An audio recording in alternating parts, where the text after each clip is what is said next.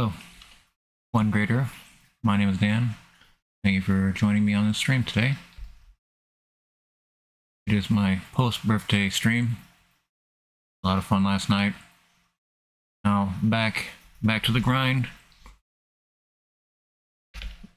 We have 3 stories as always. We try to find 3 stories for the stream of the current environmental news. As of right now,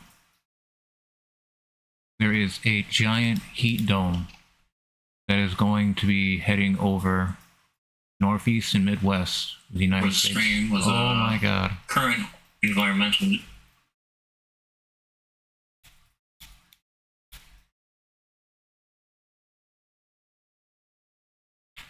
Sorry, heard myself for a minute there and it threw me off. A powerful heat dome is just one of the extreme weather hazards coming next week. Summer technically starts next week and will show the US what's capable of in a world warming due to fossil fuel pollution and without El Nino. Prolonged record-breaking heat is on the way for an area of the country that has largely avoided it so far. Wildfire risks are rising in parts of the West, and bathtub warm water could fuel the first tropical depression of the Atlantic hurricane season. Heat dome to bring intense heat wave for millions. Heat arrived in the eastern half of the country Friday, but it's just an appetizer of what's to come. An expansive and exceptionally strong heat dome builds Sunday over the east and expands to reach the Midwest and Great Lakes over the following days. The other thing too is our Great Lakes are rather cool, and this is going to heat up the temperature of our Great Lakes. It's about to get real hot. Most of the country is going to be seeing 90 degrees Fahrenheit, and that is high. In the Southwest is going to be experiencing over 105 degrees Fahrenheit. That is high. See, using this US climate shift index map, we can see just where the temperature anomalies are happening across the country. Today, just massive. It's all over the place. Tomorrow, not any better. Monday, start getting to that heat dome on Monday. You see that? We're going to start seeing a lot of anomalies, a lot of temperature anomalies in the Northeast, as well as New Mexico really badly. Seeing extreme temperatures.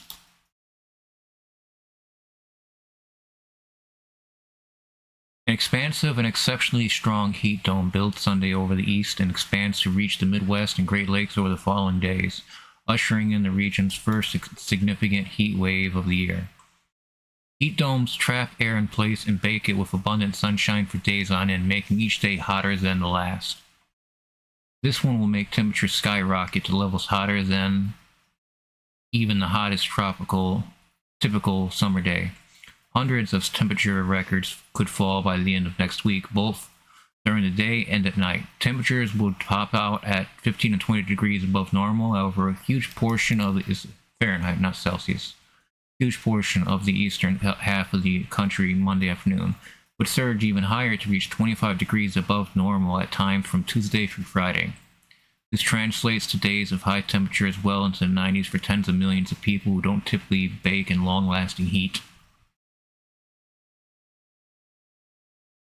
Relief from the heat won't be found at night, which is another symptom of a warming world.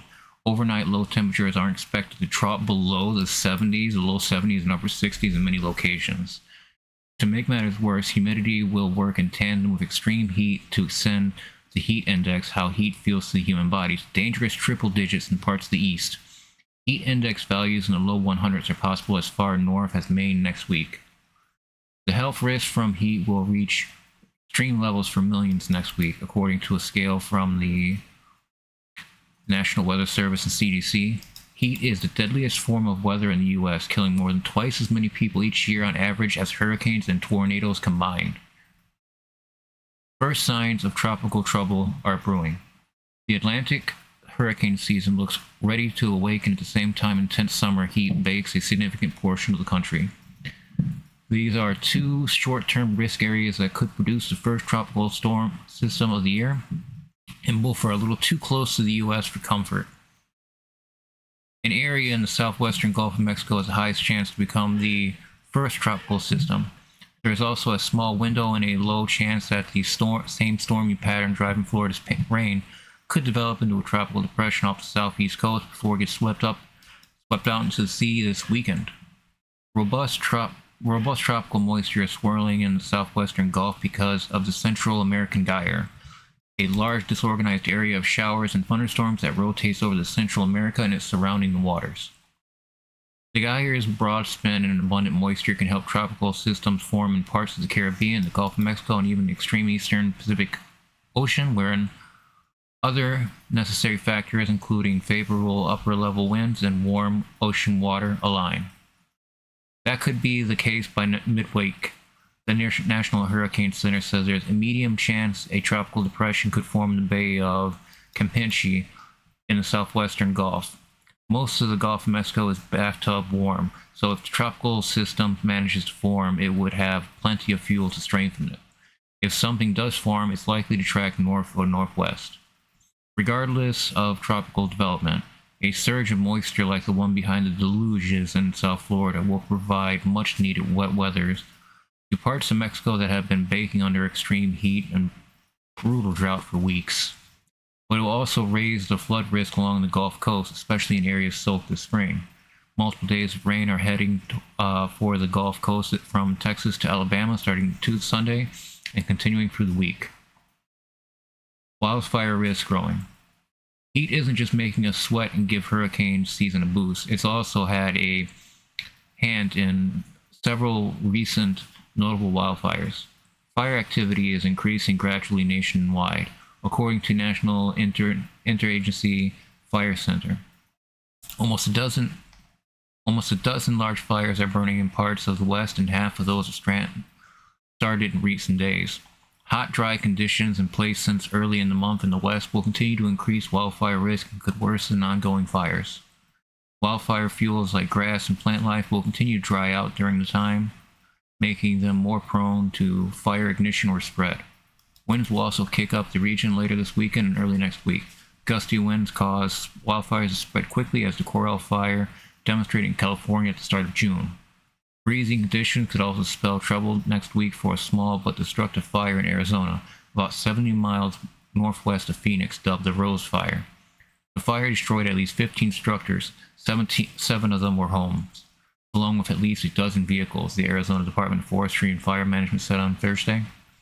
The fire had burned through at least 166 acres since igniting Wednesday, but was only 20% contained as of Thursday evening. There's a picture of the Rose Fire burning in Wickenburg, Arizona. This is troubling. These areas that have moderate weather lately are about to skyrocket in temperature, and it's only going to get worse. The Northeast, parts of the Midwest, and the eastern coast is going to skyrocket in temperature. And what it feels like and what it really is. It is a warning. Extreme heat is a killer. I've worked jobs where I passed out in the heat. Not ashamed to admit it. It happens. It happens fast. I passed out on the job, and I was found later. I was too weak to move. It's not just about being passed out, it's that you can't get up. The heat descends upon you, and the worse it gets every day, the worse it becomes for you, your inner core, your body temperature. It's what you don't want to see rise. So please take care. Do not try to power through it. There is no powering through heat. Your eternal temperature is based on your ability to sweat, and that sweat evaporates. And when that no longer gives you the benefit of cooling down, then we have a problem. So be safe, be careful. Everybody in the Midwest and the Northeast and the East Coast, this is going to be a brutal summer. It's already been the hottest year on record, so it wouldn't be too far to say that is this going to be the hottest summer ever recorded. It will be brutal. And we just have to adapt and stay safe around the heat for those that can. I know people that work jobs where they work outside. I used to work a job outside of county roads. And just this kind of heat is an absolute killer. And it's not like you get a water break every 10 minutes, 20 minutes. You don't get a break every hour. You got to finish up and then you get a break. This is just real brutal news all around. This heat bubble. See, this heat dome was over the Pacific Northwest before, I think, a few years ago. And a lot of people died. There was a lot of suffering, a lot of distress, a lot of environmental and climate change related distress. Which brings us to our next story.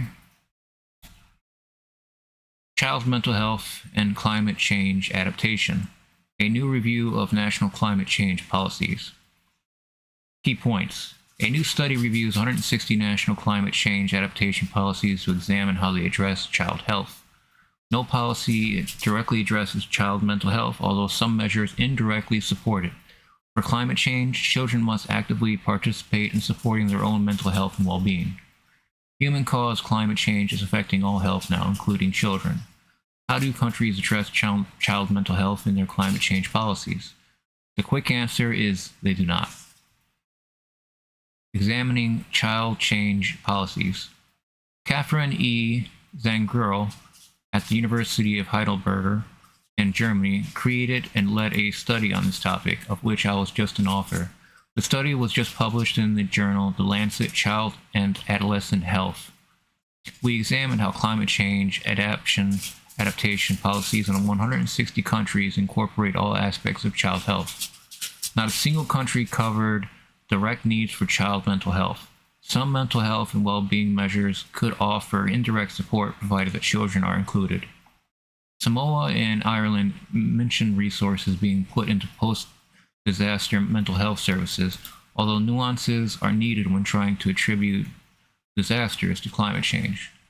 Samoa is also seeking to expand its community mental health programs and services, ensuring that mental health conditions are part of a non-communicable disease surveillance. Kiribati, compromising islands throughout thousands of kilometers apart, is enhancing its online mental health services, developing new guidelines for mood-related conditions, and training mental health staff about possible climate change impacts. Still in the Pacific, Fiji mentioned its support for research on climate change mental health impacts. Many other countries offer similar approaches and programs, not necessarily mentioning climate change, yet certainly relevant to the issue. Such measures being about mental health and well-being more generally could support children if they are involved. The policies and actions could therefore potentially contribute to addressing any aspects related to climate change, adaptation, and child mental health. Key gaps. Yet a clear gap emerges in terms of a few countries incorporating child-focused mental health in health-related national policies and action plans. Children need to contribute actively to developing and implementing these policies, including any direct connection to climate change adaptation and impacts. Part of involving children means involving their families. Health research highlights how maternal and child health care must include mental health in order to achieve the most efficient outcomes. There is less work on fathers despite wider evidence on the importance of fathers for a child's health. Another area requiring further work relates to primary caregivers who are not parents, alongside roles for wider family and social networks. Much existing research focuses on assumptions of a child having a mother and sometimes a father as the core family. The word Solastalgia. Back to climate change specifically, youth around the world are expressing eco-anxiety and climate grief. A field has opened up on Solastalgia, a term coined by Glenn Albright to refer to negative emotions and mental health impacts emergence from living through environmental changes to one's home. This excessive negativity about climate change, aside from requiring provisos to ensure that science is fully accounted for, might be having far more adverse mental health impacts than climate change consequences themselves. Albrecht and other researching and acting on environmental psychology and eco-psychology prefer evidence-based realism about climate change's real effects while focusing on real actions, what we can and should do to stop climate change and to respond to worsening impacts. Mental health and well-being policies for climate change should embrace eco-inspiration and climate hope in order to scientifically accurate and to support mental health by bringing positivity and activity to our lives. Then children will see the world doing better, will contribute to everything that needs to be done, and will take control of their own future. As of right now, is the author Kalman, PhD, Professor of Disasters and Health at University College London.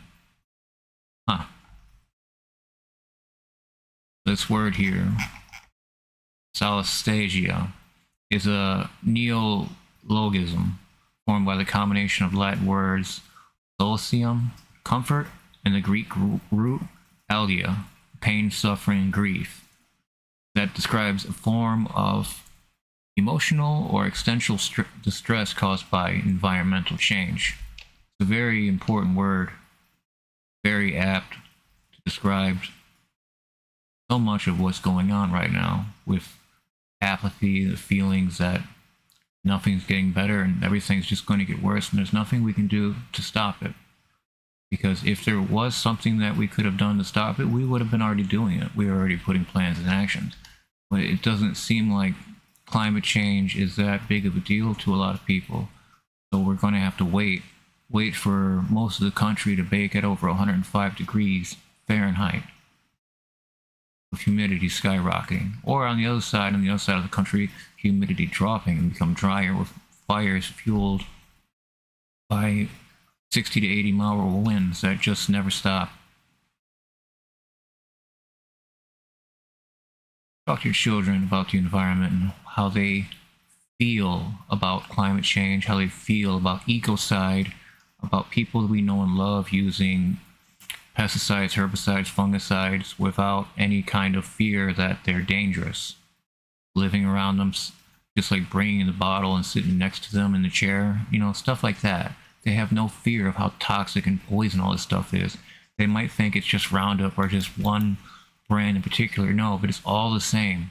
It's all the same and it's all terrible. And just because you're like, spray a few plants, yeah, but those molecules last 500 million years. So was it worth destroying just the surface level of the plant? No. But we can't get people to stop using such poison like that. So what hope do we have in this world to actually making real progress, real change, if we can't help the people we love the most stop making such horrible mistakes with their health? It's pointless, right? There isn't much that we can do to convince people that what we're doing right now is wrong. Having 90 to 100,000 flights in the United States a day, that carbon footprint is massive. So what can we do? These are a lot of big changes that need a lot of CEOs and others that are highly paid to navigate these waters, right? That's why they're so highly paid.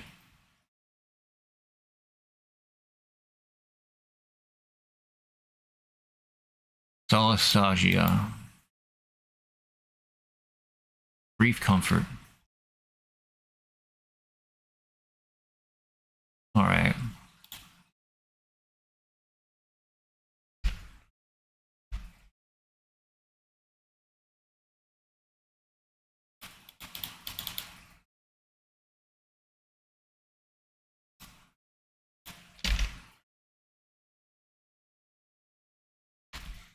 This in from The Guardian. Germany's top climate envoy says this is the critical decade after Dutton. He's the Australian opposition leader. Dutton ditches 2030 target. Representative from Europe's biggest economy and key player in global climate talks says deep emissions cuts by 2030 is essential to limit climate heating to 1.5 degrees Celsius. Germany's climate envoy has dismissed claims that Paris Agreement is only about reaching net zero emissions by 2050, warning that deep cuts by 2030 are essential and scientific evidence shows this is the critical decade to act on global heating. Australia's opposition leader, Peter Dutton, has refused to commit to a 2030 emissions reduction target prior to the next national election, prompting claims from Labour, the Greens, and the Independents that the coalition isn't serious about acting on the climate crisis. And if anything is for a climate crisis, I would imagine it would be Australia opening its eyes. But right-wing people, these ghouls, they won't see it, they can't see it. There's no convincing them. There's only voting them out. These people will never change and they'll never see it, even if half their country is on fire. They don't care about people as long as they're okay. Sociopaths. Well, the Paris Agreement is predominantly about net zero by 2050, and that's what we've signed up to. Dutton told 2GB Radio on Tuesday, adding there was no need to cut emissions in a linear way. But the German government's special envoy for climate action, Jennifer Morgan, stressed the need for all countries to have a strong 2030 targets as part of international attempts to hold global heating to 1.5 degrees Celsius above pre-industrial levels. Germany, Europe's biggest economy, is an important player in international climate negotiations and is working with Australia on a clean energy transition and development of green hydrogen. Germany hosted talks in Bonn this week as part of international preparations for the COP29 summit in November in Baku in Azerbaijan. While being careful to avoid wading directly into the Australian political debate, Morgan told Guardian Australia that science-based 2030 targets are essential to keep the 1.5 degrees Celsius limit intact. Therefore, all countries agreed already in 2021 to strengthen their targets within their national climate plan for 2030, Morgan said. This is the critical decade. The comments add to Morgan's previous remarks made during a visit to the Pacific late last year that all countries have to scale up their ambition for 2030 because the 1.5 degrees Celsius goal is a matter of life and death for many people here in the region.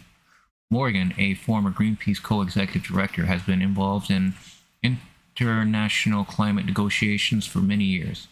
Since 2022, she has served as state secretary at Germany's Foreign Office with responsibility for climate action. The Paris Agreement was adopted by more than 190 countries, including Australia's then coalition government in 2015. The agreement aims to hold the increase in the global average temperature to well below 2 degrees Celsius above pre-industrial levels, and pursue efforts to limit the temperature's increase to 1.5 degrees Celsius above pre-industrial levels. Countries, including Australia, agree that such action would significantly reduce the risk and impacts of climate change. Experts say a critical part of the Paris Agreement is the promise that countries don't backslide on their level of climate action and that they act rapidly in accordance with best available science. Article 4.3 of the agreement says each commitment a country makes will be a progression, an improvement, on its previous commitment and will reflect its highest possible ambition. Later, the 2015 agreement said a country may at any time adjust its existing national determined contribution with a view to enhancing its level of ambition. Morgan comments also referenced commitments made in 2021 at the UK hosted COP26 summit. Parties to the Paris Agreement, including Australia's then coalition government, requested countries revisit and strengthen the 2030 targets. They recognized the need for accelerated action in the critical decade on the path to the mid-century net zero goal.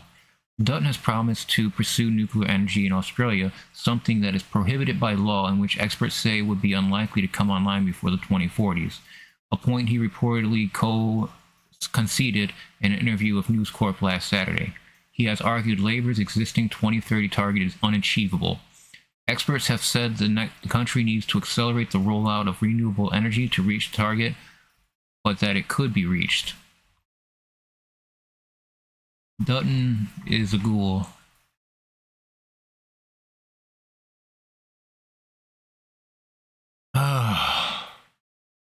Doesn't matter how much progress we make, there's always going to be people pulling us back. The backsliding is coming from the politicians that are allowing these programs to lapse and to completely say we don't believe in climate change, even though that it's here. We've had the most countries on record having days of extreme heat. Over 1.5 billion people are under extreme heat. This is not a small number, and this is not something that happens normally in the summer. We're about to see the Northeast, the West Coast, and the Southwest, and the Midwest all heat up rapidly in the United States to temperatures that I don't think the Northeast and Midwest have experienced in probably years. These are very, very, very serious weather conditions to come. And we don't need to be at 1.5 degrees Celsius, so this would make a big difference. As we can see here, the tropics. Whoa. So this was a huge, huge, huge slide.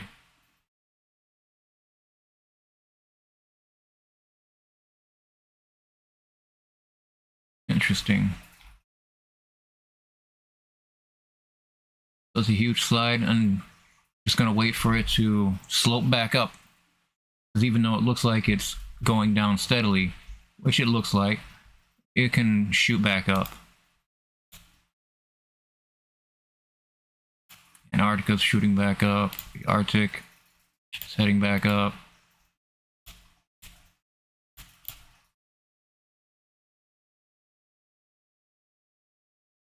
But just a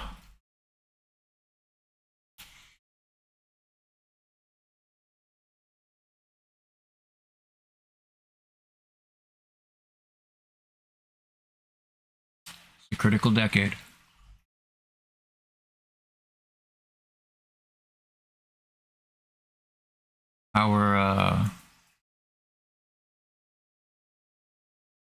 I kind of got out of place. I meant to do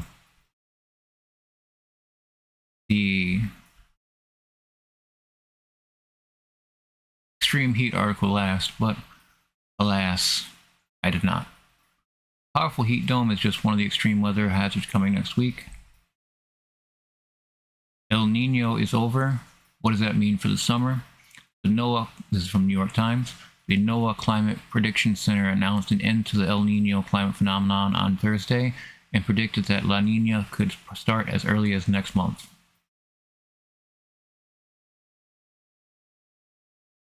Things are going to start changing very dramatically, especially in the Pacific Northwest, especially in the Southwest in the United States, and the Northeast in the United States, and the Midwest and the South, just all over the place. This isn't normal. Regardless of what somebody you know, is saying, this is not normal. We're seeing extreme weather. Because see, the weather is always going to be there. The climate will always be there. The problem occurs is that we put too much juice into these systems, and they become that much more worse. A simple thunderstorm becomes, dropping tornadoes all over the place, and just, we've never seen this in this side of the town in the last 40 years. We've lived here for decades. You're going to see and hear that all year long now. You're going to have people saying that the flooding here, we've never seen flooding like this before. And I've lived here for 40 years. This is getting old. And people need to wake up. There isn't much time left. When I say we have 5 years left from our carbon budget in the atmosphere, that we do. But there's also some things that we don't add to our carbon budget every year, like military, war, and bottom ocean trawling, which kicks up carbon dioxide from the bottom of the ocean and puts it into the atmosphere in between 9 to 10 years. It's a long, long system that will eventually put enough carbon dioxide into the atmosphere to make a difference. And we don't account for these things. We don't. There's no military accounting for Ukraine and how much carbon they're putting in the air whenever they destroy a Russian storage for oil or fuel. There's none of that.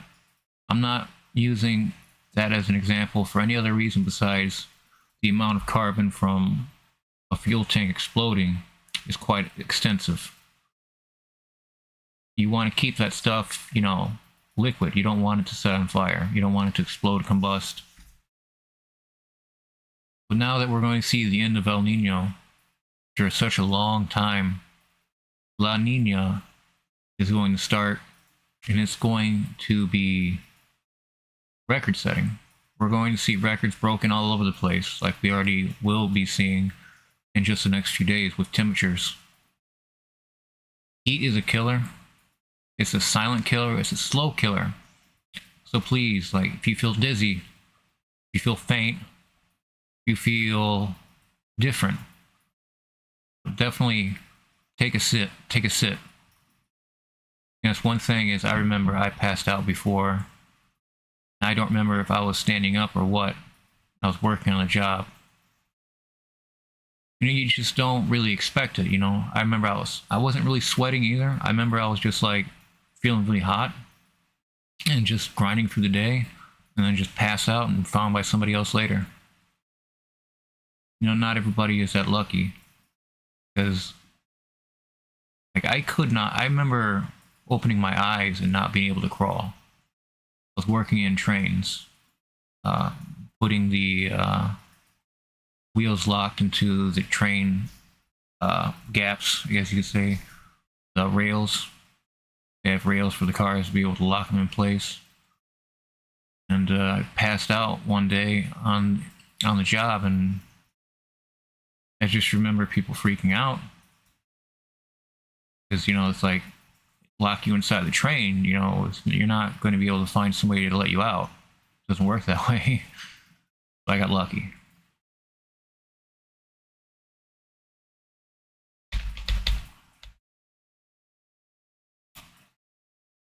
Alright, if you haven't already, please like and subscribe to the channel. Like and subscribe to the stream. Like the stream, subscribe to the channel. That's it. Gotta separate them.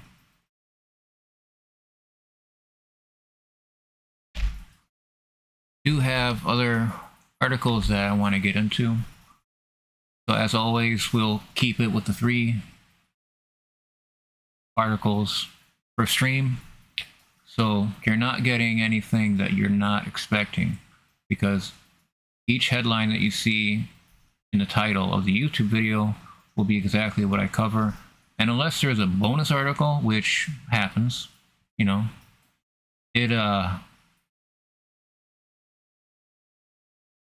don't know. I digress. Sorry. So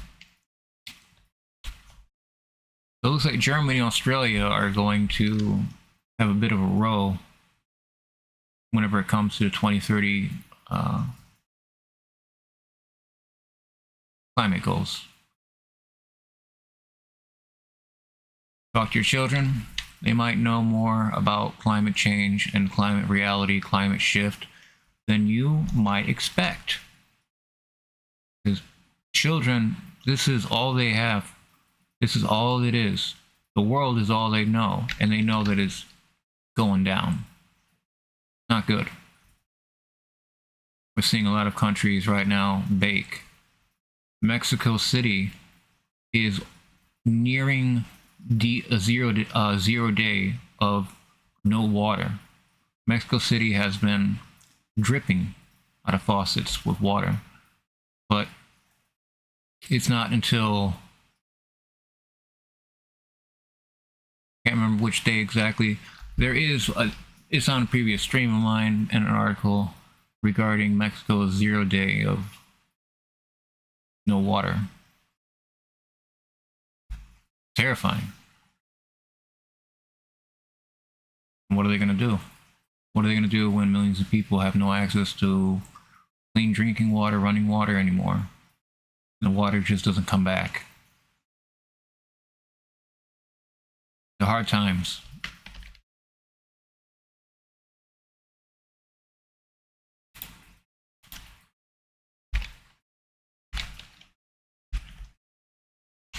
I forgot to change my headline again, but that's fine. I just leave it as a massive heat dome.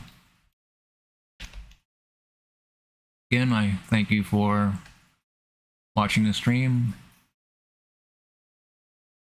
liking the stream, subscribe to the channel. I have another stream planned. This stream, I would say, cut this, move past it.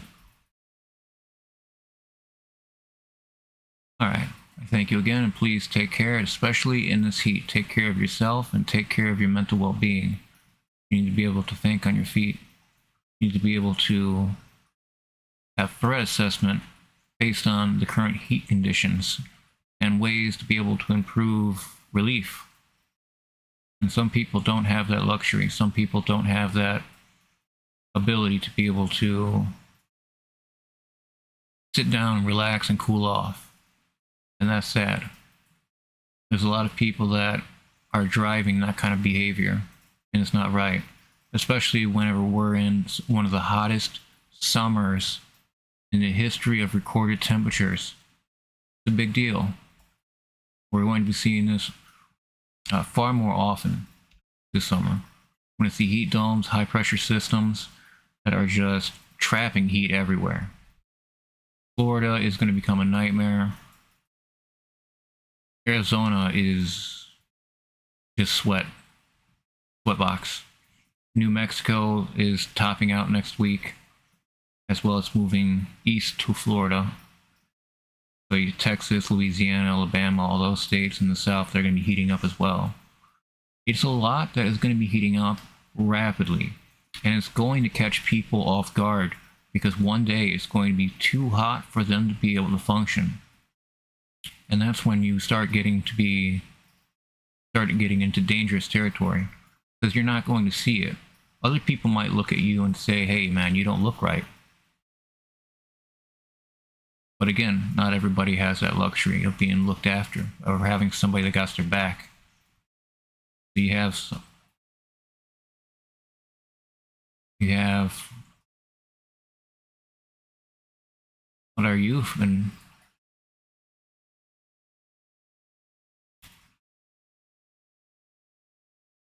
how can you not be depressed and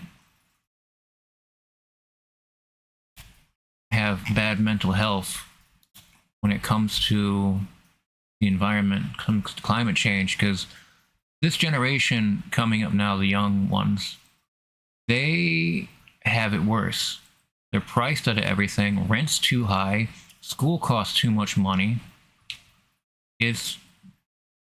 And now the weather is so insane, they have no idea what to predict. This isn't like it was 20 years ago.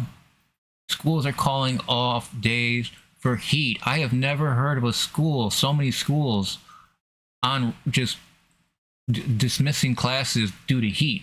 That doesn't happen. But it's due to the climate is increasing in temperature in these areas, and the buildings are not designed for the kind of heat that they're experiencing. So they have to let the kids go. So their education's suffering again.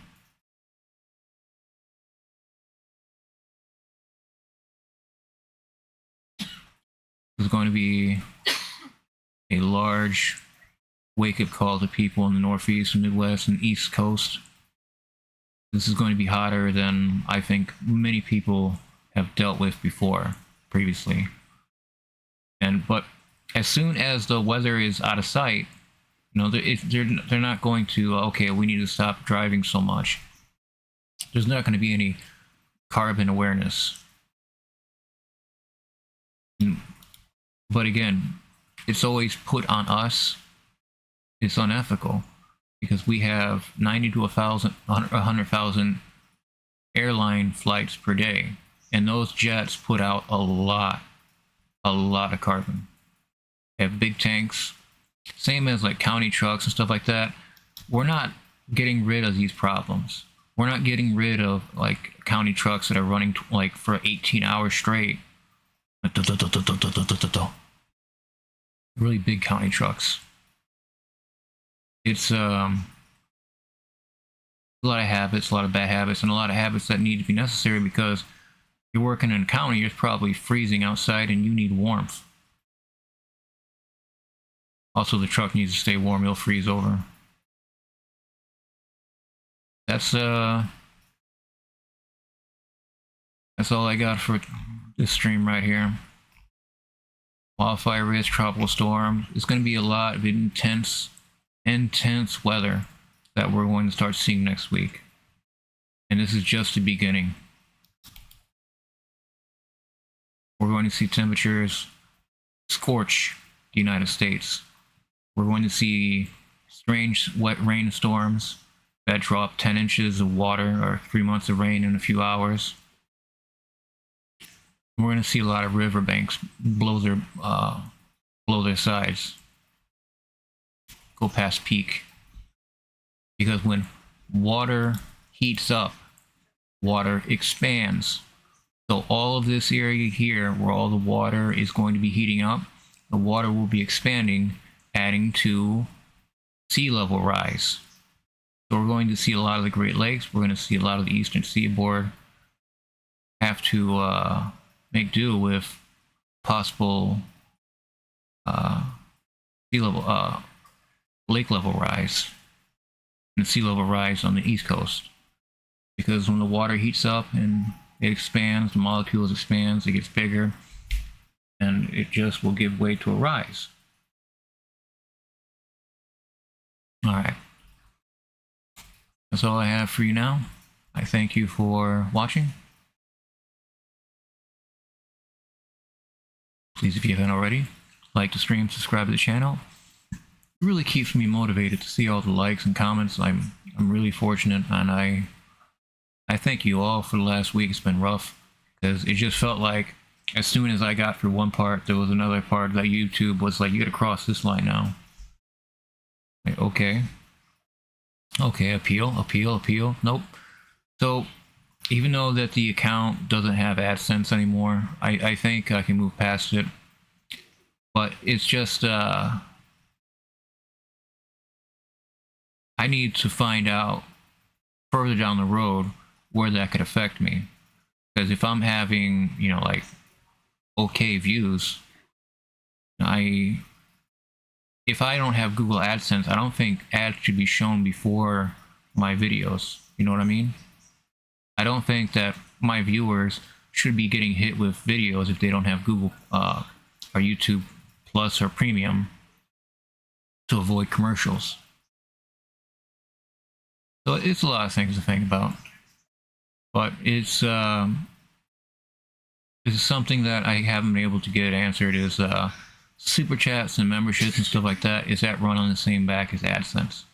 So if my AdSense account is closed, am I still able to get any kind of support whenever I hit monetization? You know, road to monetization, that's what it's all about, right? But if my Google Ads account is suspended, do I not get monetization anymore? Is this the end of the account? I don't know yet. But I'll keep grinding this out until I figure it out. But until then, please take care.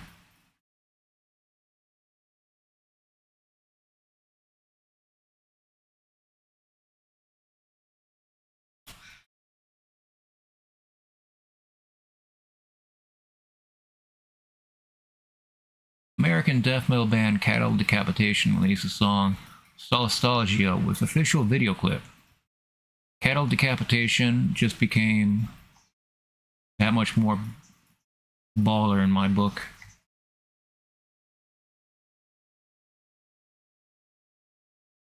Oh yeah, so that's right, I was leaving. Please take care.